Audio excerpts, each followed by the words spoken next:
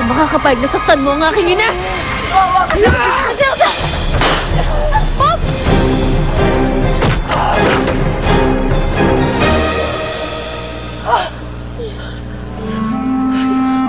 Hayop ka, Andy! Hayop ka! Hayop kayong lahat! Umuwi ka na, Veron. Cindy! Mom! Let's go, Mom! Please! Hindi pa ako tapos sa'yo. Hindi pa ako tapos sa'yo. Nadaan na din yan.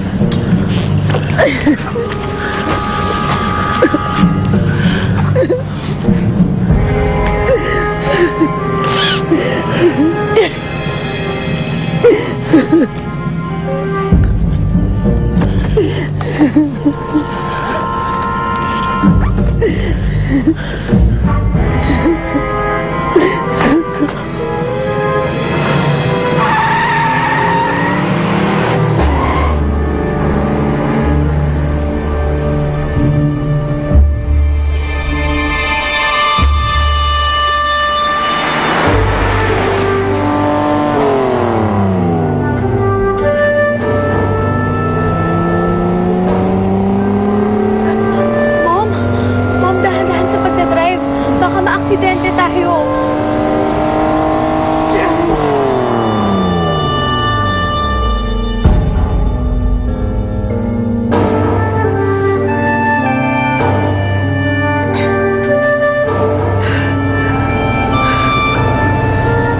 Magbabayaran nilang ginawa nilang sa akin. Hindi ka sila titigilan hanggat hindi ka nasisira ang buhay nilang lahat.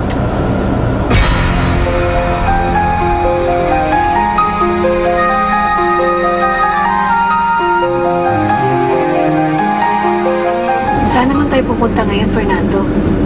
Alam ni Veron mga bahay ko. Pwede ko kayong dalhin sa ibang bansa. Kaya lang, marami tayong kailangan gawin bago tayo makaalis.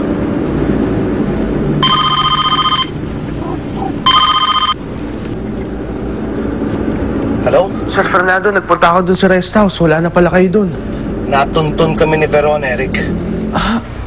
May maitutulong ho ba ako? To tell you honestly, wala na akong alam kung saan pa kami pwedeng pumunta. Ganun ho ba?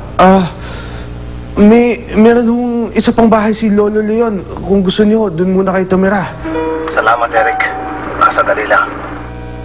Griselda. Eric? Mabuti na patawag ka. Kami naguguluhan pa sa ngayon. Hindi kami titigilan ni Mang Veron. Sa Griselda, nasabi ko na sa tatay mo kung saan tayo magkikita. Salamat, Eric. Mag-iingat kayo, Griselda. Tandaan mo, mahal na mahal kita. Gagawin ko ang lahat para walang mangyaring masama sa'yo. Kaya kahit anong mangyari, darating ako. Mahal na mahal din kita, Eric. Sabik na ako makita ka muli.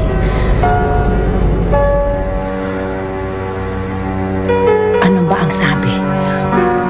Okay na ba sila? Hindi ho, Lola. Pero gagawin ko ang lahat para walang mangyari masama kay Griselda. Ngayon niya ako masigit na kailangan.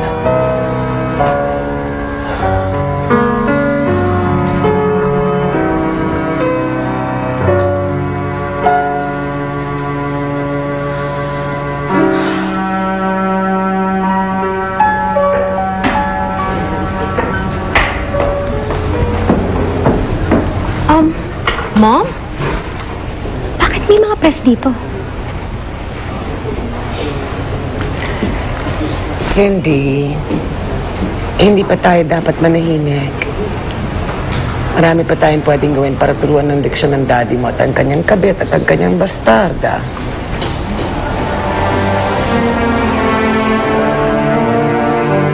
Dito tayo pupuntahan ni Eric. Sana'y matapos ng kaguluhan ito upang matahimik na tayo. Kung di ko kilala si Veron, gusto ko rin isipin yan. Pero ayaw magpatalo nun. Kung sa bagay, minahal ka niya ng lubos kaya hindi natin siya masisisi. Lahat ng tao ay nagkakamali. naman sila eh. Pero ang ginagawa niya sa inyo ay hindi na tama. Gusto ko mang bumalik sa kanya. Gagawa at gagawa yun ng paraan para mawala kayo sa buhay ko. Kaya mas mabuti na nandito ako sa tabi niyo para maprotektahan ko kayo sa kanya. Sana'y dumating na si Eric. Hindi mawala ang kaba sa aking dibdib.